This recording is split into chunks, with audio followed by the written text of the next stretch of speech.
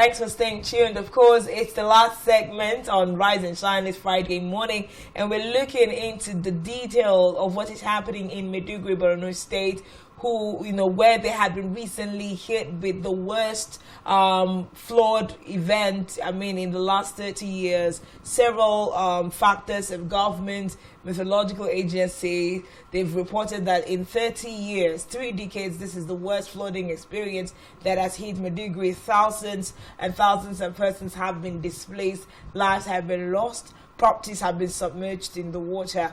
Several heinous reports that we've had out of Maiduguri. But we have Panam Morrison, who is an entertainer and also a victim of the flood in Maiduguri, serving as our respondent this morning. He's been of absolute and tremendous help in this particular period in Maiduguri for the people.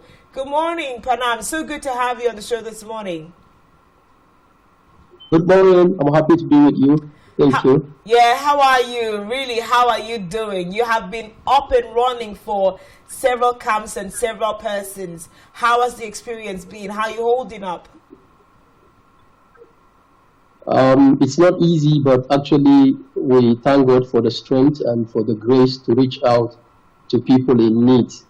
For me, this service for humanity, and it's a privilege for me to be of help in my own little capacity by reaching out and giving you more update of what is happening. Wow, we really appreciate that. So take us through what the case has been. The last time we spoke to you early on this week, you had spoken about your particular camp, the Jerusalem camp, where, at the time of speaking, there was no aid whatsoever. People, private individuals were providing food. What's the state of things? Has aid come to Jerusalem camp and other camps around? Actually, I would say thank you to Spectrum TV and for helping us to voice out our problem and our complaint. But right now, as I speak to you, a lot of help have come. I saw WFP came in, UNICEF came in, and other well-to-do individuals came in, as well as a community organization, voluntary organization like United Family, like Little Light Initiative, and so many other people. And the last time I told you that somebody came in and told us that the government will respond. We didn't hear from the person, but I was able to reach out to 1 or 2 persons who are in the government house, and through those people, they were able to bring food to the camp once. But as I speak to you right now, a lot of medical teams have come. The UNTH, that's University of Maiduguri Teaching Hospital, Association of Doctors have come, and they have reached out with medical attention, and a lot of people have actually been bringing food. But when I discovered that a lot of help has started coming to that particular place, my concern was then, what about other people who are not receiving the help? Since the whole purpose is for us to reach out to those who have not been reached out. So I said, let me not be selfish. So I decided to get out of the camp and start moving through the city and see places where government and other organizations have not reached out to. So as of yesterday, I was able to locate a place called Muna. Muna, after custom, is actually on Mafa Road. That's the way to the governor's hometown. So we went there, and actually from Custom Bridge to Muna, a lot of people are lying down on the pedestrian. They don't have home. That pedestrian has now become a home for them. All you can see is net, little children and family lying down on that particular place. So we went down to the Muna, and we were able to discover a particular church called Farm Center, where about 600 people were residing, were inside the church, and they said no help has come to them. And as of yesterday, on our own personally, we were able to give them breads, we were able to give them masa, we were able to give them water, and we started calling attention of some of the people that have been taking help to our camp to please come to this particular site too. So as of yesterday, ambassadors women have gone, the Association of Doctors in TH have gone, and then a lot of help have started coming. And then we had Apostle Johnson Suleiman, who sent in his his global PA. He was here with us. So I took the pastor of that particular church. We went to the distribution center, and they have been reached out to with about 150 bags of rice, 50 kg of rice, and then macaroni, spaghetti, and indomie. They have reached out to. So right now, I have on my list another place called Bayan Kotas. Bayan Kotas is the former residence of the late Muhammad Yusuf, the leader of the Boko Haram. So in that place too, we have a lot of Muslims, a lot of Christians that have massively been affected, and no help has gone to them. I've made several videos. I've interviewed, interacted with the people to tell us their situation. Their toilets, everything is down. Right now, they have to go into the bush. You know, this is the situation as it is this morning. Wow. But immediately after this interview, I want to rush to that place to see what we can do, how we can reach out to them with breakfast, and to see how we can call the attention of these particular people. So far, I've collected their list. There are about 500 people there. And then I've spoken to the leaders in that place. So I'm going to reach out to the Johnson Suleiman team to reach out to them. And we also want you people to help us within your reach to speak about that place. So, and then the situation right now is becoming seriously bad because the government has given out a command that people should vacate the camps. Yes. We got that message. Yeah, so go ahead. Okay. What's the state of things with the people? Yeah, so actually it's not funny. Some of the houses I inspected in Bayan Kotas. In Bayan Kotas, some of the houses are completely down. Some of them, the walls have gone down and there's still water inside it. They cannot be able to enter. So imagine, like yesterday, there was a woman I took to hospital, 2 hospitals. She was asked to go back home. And when she went back home to sweep, immediately snake bites her. She was bitten by snake. And this woman was terribly, unconscious. And so we took her to a hospital nearby, which was Alcomi, a police hospital. And we discovered the whole premises of the hospital filled up with victims of flood. Nobody has even reached out to them. These are Muslims and Christian, no religion, no religion, This is the woman. This is the woman actually we took to the place. And on getting there, the doctor told us that they cannot attend to her because they don't know the type of snake that bites her. So they're asking her, is it black or yellow? But she cannot even explain.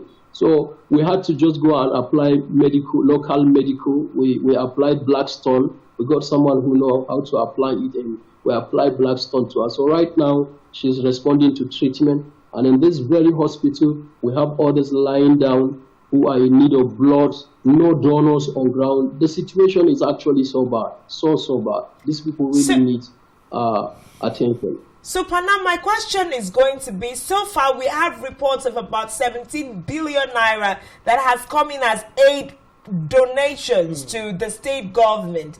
What is the state government really doing? Because in the perspective you're bringing, the perspective you're bringing to us this morning, there's a lot more of private endeavors to help the people. What is the government saying and doing with all the donations that have come in? Yeah. Right now, for example, when you take Yerwa camp and Bakassi camp, the government has reached out to the people in that camp with rice, macaroni, and I had a 10,000 naira. And after you have been given that money, you will be asked to vacate the camp and go back to your houses. And as of yesterday, we heard about a camp called Bubio camp, where over 200,000 people are there as I speak to you right now.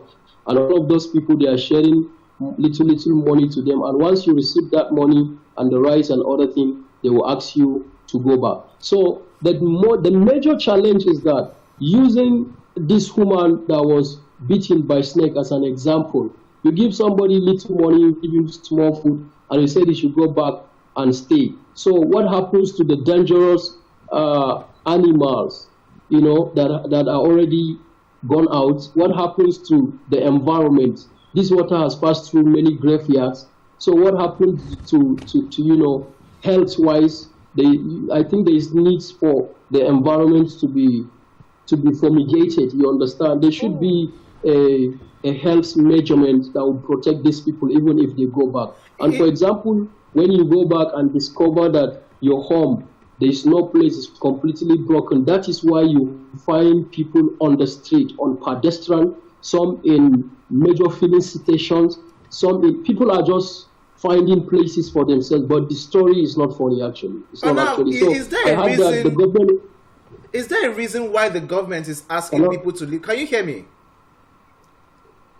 Yes, I can hear you. Yeah, is there a reason why the government are asking people to leave the IDP camps after being given 10,000 naira and a bag of rice? Is there a major reason behind that? Has the government given an explanation? Yes. Yeah, the reason I received from interacting from the victims directly, they told me that the governor said a lot of people have come into the camp who are not affected by the flood. He said some of them even came from other cities, so they are not affected by the flood. So they want everybody to go back to his community so that the government will reach out to the people in their community. So they said this is the reason that the whole camp is being filled up right now with people who are not affected by the flood. But my own concern is, if you are doing well, if you are not hungry, you cannot leave your house and go and stay in a place. Absolutely. Place of over 21,000 people, 200,000 people. So anybody you see in that place, I think if he's not affected by the flood, he's affected by poverty. Water flood, I think he's affected by hunger flood. Yeah.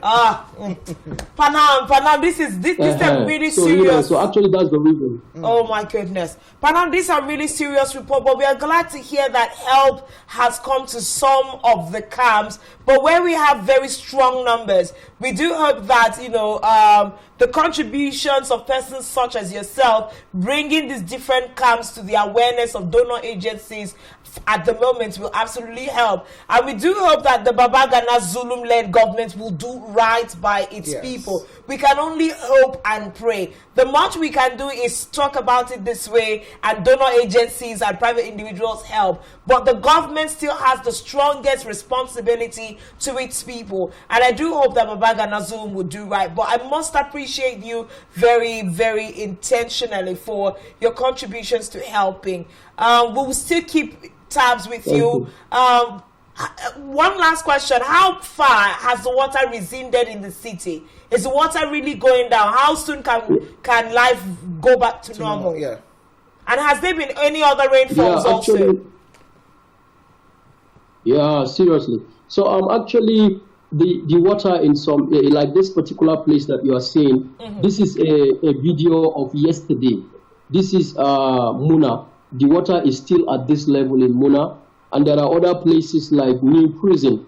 The water is still there. Other places like 505, you cannot even enter there. The water is still there because the water is like it went and then had a blockage and it's coming back to the community like 505, for example, and Sinimari, for example, Bayan Quarters, for example. In some of the places, there is still water. But in places like the central area, like post office, like the zoological garden, the university site, the water has started drying up small for now. Okay.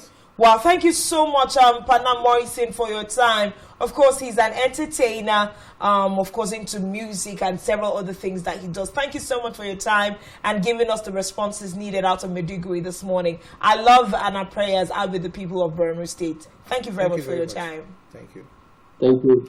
Well, sad report that we hear there. It's also our collective responsibilities as viewers of Spectrum Television nationwide. In whatever capacity you think you can be of help, you can reach us via our studio phone lines, and we will be able to connect you with Panam and other stakeholders to bring aid to the people of Maiduguri. Like you heard, I beg your pardon, there are still a lot of camps that are unattended. And if just for a moment before we leave, we can leave our phone lines, please reach us directly and we'll link you up with our respondent in Maiduguri to bring help to people. Thank you very much for being a part of Rise and Shine this morning.